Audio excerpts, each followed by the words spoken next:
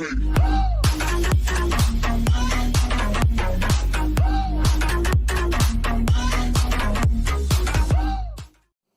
is up, YouTube? My name is Mechanic Mayhem and this is my channel. If you guys are watching this right now, please hit that like button and that subscribe button. Today I'm going to be showing you guys how to check your tire pressure with the tire pressure gauge. So guys, let's head over to my mom's car and get started. So we have my mom's tire right here. This is my mom's 2011 Honda Pilot. I'm going to show you how to use this pressure gauge to check your tire pressure.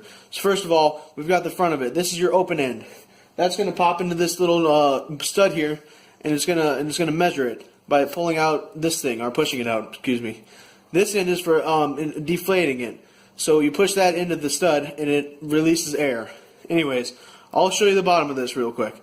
This actually, I should turn it around because that's upside down. This is in PSI. It goes from 12 to 48 PSI. So let's check the tire. Obviously you got to take this little stud, or the knob off the stud first. Oh, and always look at the inside of your driver's side door. That should tell you what PSI you need in all four tires. So, my mom's car currently needs 32 PSI, and that reads out to be exactly what it is.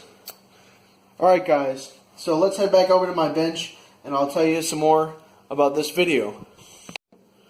Alright guys, this has been how to check your tire pressure with a tire gauge. This is a really easy tutorial, and I'd really like it if you like this video and subscribe to my channel. Also, I will be making a ton more upcoming videos like I said in my past videos. And yeah, I'll head to my outro here, so call it off here and tell you guys, peace. Eyes in the sky, gazing far into the night, I raise my head.